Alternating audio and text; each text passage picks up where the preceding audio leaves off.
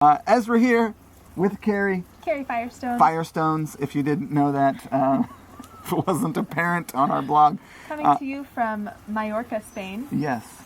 Where we are in a cave. Yeah. We're outside of outside the cave. It's kind of this amazing place called Capricat Resort. If you ever find yourself in Mallorca, it's worth going to. Mm-hmm. What we want to discuss today is how to navigate unexpected challenge. Yes.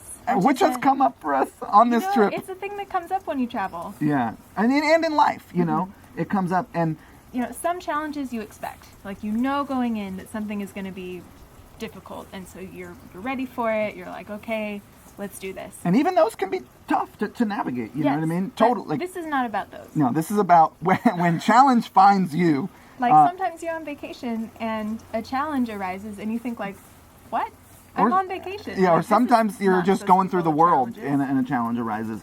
True. And we'll talk about the challenge that arose and how actually it was really my fault. Let's face it. Okay. But the point is, like, that doesn't even matter because in the actual, like, when you are confronted with this challenge, there's some things that we have found work for us that you want to do and things that you don't want to do. The first thing that you don't want to do is look for whose fault it was because that just wastes your energy. It is really irrelevant in the sense of, like, how you're going to get through the challenge. Really finding out whose fault it was doesn't help you. Yeah, it doesn't actually give you any sort of, it doesn't help you navigate that challenge. In fact, it takes your attention away from solving the actual problem. Totally. And the other thing that you want to do is not go down the rabbit hole of what went wrong and why it went wrong and all the stuff that comes with whose fault it was in the moment. Yeah. It's good to sort of... Analysis is great because it helps you figure out how to perhaps, like, not be in that situation in the future.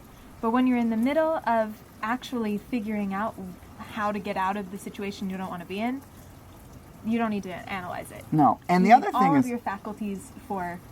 navigating it. Yeah. And the other thing is, like, one of the things that we always come back to pretty much in every scenario in our relationship is that our number one, like the homing beacon, what we are trying to do most is be nice to one another, be loving to one another, enjoy each other's company in difficult times and good times. And so, like, when you're navigating challenge, Step one.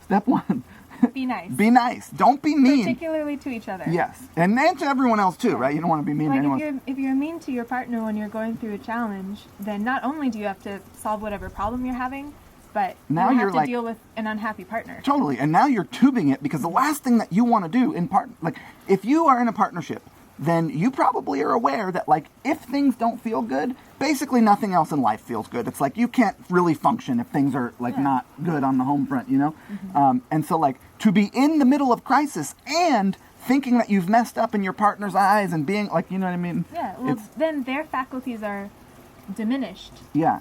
Huge, like, and so a huge amount. One of the ways that you did that really well was, like, you did not panic in this scenario that I had gotten us into, which is that, first of all, okay, let's just come right out and say it. I can't drive a stick shift. I thought I could. I once drove across the country in a stick car, and we rented this car. And yes. Well, it was just like a last-minute thing. We're like, oh, we'll go trip around Spain. It'll be fun. Yeah. They can get us a car. It'll be here by noon. Yeah. And so we... Nobody told us it was not automatic. Nobody told us it was not automatic. We show up, we get in the car, I look at it, I think, this is a stick shift, and I think to myself, yeah, I can do this, you know? Well, you had done First it before. First mistake, yeah, but, you know, so in a foreign country... We, like, lurch through the parking lot. Yeah, everyone's looking at us. Long story short, it was, like, legitimately life-threatening. This decision that I made to think that I could navigate this vehicle through a foreign country, through these streets. We ended up in this town called Arta, where the streets are, like, this big, and we got stuck on the freeway, we got stuck in this gas station, everyone's laughing at us. It was, like, really legitimately terrifying. It was a high-stress situation. It was extremely high stress. Hearts were pounding. We thought... Palms are sweating. But you did a really good job in not, like, freaking out or telling me I was screwing up. Like, you were in it and you were navigating and you were holding it down. Mm-hmm. Now, afterward, you thought, like, hey, maybe let's not get ourselves in that situation again. We did analyze this and say, like, go down the rabbit hole of, like... First step, don't drive a car that you can't actually drive. Yeah, that's Second step, make sure your phones are charged because we also were on, like, 2% navigation. Well, yeah, our phones died. It was like, you could not write this. It was unbelievably intense and hilarious. But in hindsight, not hilarious in the moment. During it was terrifying and scary. But, you know, we've been working on this dynamic in our relationship, which is, like, when something is going wrong, how do we get through how do we handle the crisis mode? How can we be nice to each other? How can we navigate? And I will say, I cannot remember a more harrowing experience in my life. I cannot remember a scarier experience than that, like for the duration that it lasted, the level of intensity. Yeah. And I felt like we did it really good. And one of the things, 10 years in. Yeah, up top, there you go. And one of the other things is like, this is a pattern I have of being overcommitting, right? In certain sense.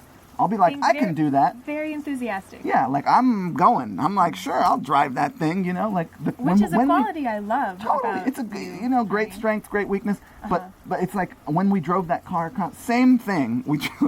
The last time something like this happened, I also decided I could drive a stick shift across the country with no 30 minutes practice on it. And so that first day of driving that stick shift car across the country was pretty intense. It wasn't as intense as yesterday or 2 days ago, but it was fairly intense. So it was intense. It was like white knuckled for totally. Maybe like time.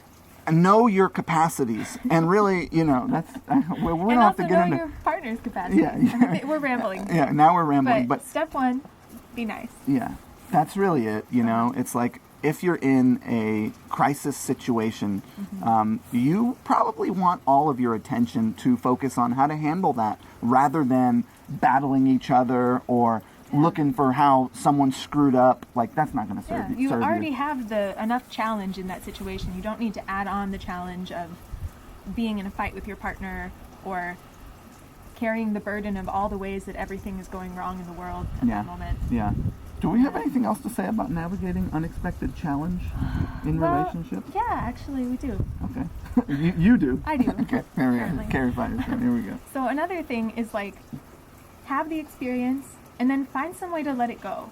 Because just because you've had this rough moment doesn't mean you have to then have the rest of the time that you're on that trip or in that cycle be terrible. Like, we actually had a good time when we were out in the world. It was really fun. When we were not in the car, it was actually fun. Yeah. We were able to leave the drama with the stick shift. Yeah, but you then weren't also like super upset at me or then passive aggressive in other ways, being like you screwed me over. And like it was a harrowing day, but after it was over, we were able to have fun again on our vacation. And we didn't have to play the game of like, well, you did this and you shouldn't have done this. It's like, let's both take responsibility for getting us into this situation in the first place. And then let's figure out the ways that we're like going to do things differently for next time. A relationship is a conspiracy between two people. Like the situations that arise are created by both of you. So there is no, this is like, they've done you wrong. Why are you laughing?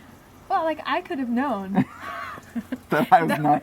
This was not get in the stick shift. Not leave the parking lot. Yeah, probably not. Based on the experience of trying to get out of the parking lot, I should have known. And based on the experience of our road trip before.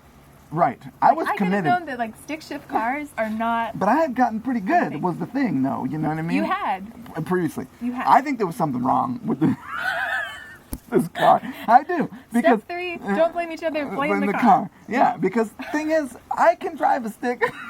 I think. And there was something up with this one because, man, I was doing the same thing. And when we were going, when it actually got going, because we did end up getting it going after several lurches each time we tried. This is the enthusiasm that I love. And also next time, I'm not getting in the car. We will not be. Yeah. Okay. Well, maybe I can't. I don't know. But maybe if you like practice in a parking lot. Yeah. Boris, I need some more lessons, buddy. If you can hook me up with those again. Yeah. But anyway, the point was, after the experience is over, like, do what you need to do to debrief, clear it out, and then move on. Life. Yeah. Don't bring it. Like, make you don't sure have you to actually. care. One of the things that has your. Sorry to interrupt you. I'm interrupting you now. One of the things that. One of the things that in relationship happens a lot are these things where like stuff will happen, you won't let go of it, and then you'll hold it against your partner going forward. And it's like, that does not serve you. The next time you're in a situation where something is the slightest bit uncomfortable, you're like, see, well, you always do this, and it's because of this. Yeah. And that one time in the car in Spain. So like the debriefing is really... I'm going to interrupt you now. Okay, go for it. You just smashed me. It's okay. The debrief... Debriefing? I got you all around. The debriefing is really important. Like, really get straight on whatever went down and get it out of your system, talk it through until you feel good. The debriefing is really important because you want to just like finish that cycle, like really get everything talked through, feeling good to where there's not anything stuck in your mind that you're just like thinking over and over and over that you haven't communicated. Yeah, and that's the other thing is like if you're holding on to stuff, if you have judgments about how your partner has behaved or things that you think about how they do things that you don't tell them, that's going to create distance. You know, that's like, that is the opposite of intimacy. That is the opposite of closeness. Closeness is when you share what you actually think and you be honest about that and you're willing to, like, you know, not to use the lingo of our time, but like hold the space to go through that. Yeah. You know? So it's a good lingo. It is the lingo of this, you know. Okay. I think maybe we're done. Yeah, one more thing. We are not done. We're not done. Okay. Which is a different metaphor for you want to get rid of stuff. not holding this. Yeah, it's like, you know, they seem small in the moment. It's like this little weight that you put in your backpack and you carry it around with you. Yeah. But you add those up, then, and you keep doing that, then like eventually that gets really heavy and you don't even realize that you've taken on so much of this burden. Totally. But you share it with your partner, you let it go, and you are free to go and, like, in our case, live in this awesome cave for a couple This place days. is amazing. If you ever make it to Mallorca, Capricot Resort, oh my God. So, Carrie Firestone As your Firestone. here talking about how to navigate unexpected challenges, which will come up in your business as well. By the way, this is not just a relating in relationship across the gender line or otherwise thing. This is a Challenges everywhere. challenges everywhere. So, catch up with you soon. Thanks for watching. Bye.